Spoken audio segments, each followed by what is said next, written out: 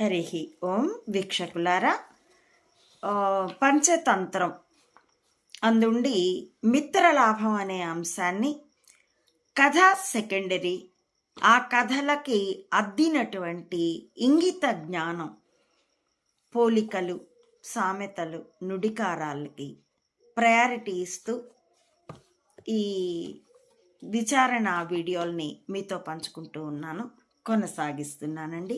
గత వీడియోలో చిత్రగ్రీవుడు అనే పావురాల గుంపు నాయకుడు, పావురాల రాజు నూకలకు ఆశపడి వలలో చిక్కుకుని ఉన్నప్పుడు ఒకరిని నిందించుకుంటూ ఉన్న పావురాలకి దిశానిర్దేశం చేస్తూ, మనం తిట్టుకోవడం కంటే వెరగుపడ్డం, ఫ్రీజ్ అయిపోవడం, ప్యారలైజ్ అయిపోకూడదు, ప్రమాదం వచ్చినప్పుడు ముందు చురుగ్గా ఆలోచించాలి, మనందరం కలిసి ఏకమత్యంతో ఇవాళ ఎత్తుకుపోదాము, వెరగుపడద్దు, మనం అల్పులోం చేయగలమా అని కూడా అనుకోవద్దు అని పోలికలు చెప్తూ, ఇంతకంటే మంచి ఐడియా మీకు వస్తే చెప్పండి, అదే విచారణ చేద్దామంటే పావురాలన్నీ కాదు మీరు చెప్పిందే బాగుందని అందరూ ఒక్కసారి పావురాలన్నీ కాళ్ళు నేలకు తన్ని రెక్కలు టపటపలాడించి వలతో సహా ఆకాశంలోకి ఎగిరిపోయాయి.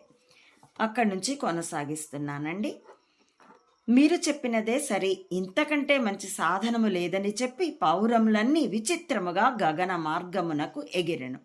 అప్పుడు ఆ వ్యాధుడు వెరగుపడి, ఈ పక్షులు గుంపుగూడి వల ఎత్తుకొని పోవుచున్నవి, నేల వరాలగానే పోయి పట్టుకొని ఎదను గాక అని చింతించి మొగము మీదికెత్తుకొని రెప్పవ్రేయక చూచుచూ అవి పోవు దిక్కునకై క్రిందనే పోవుచుండెను.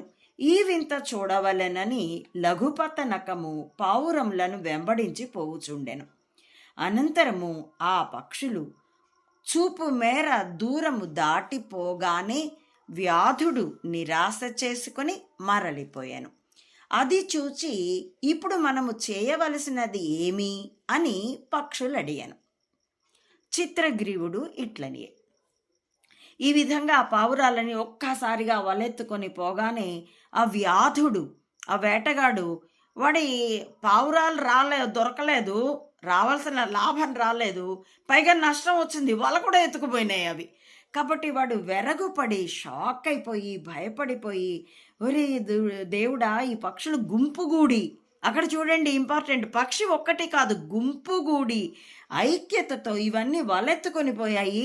ఎక్కడైనా నేల వాలకపోవు కదా, ఎందుకంటే బరువుతో వెళ్ళాలి కదా, కానీ ప్రాణం కోసం అవి వెళ్తాయి. కానీ వీడి ఆశ వీడిది, కాబట్టి నేల రాలగానే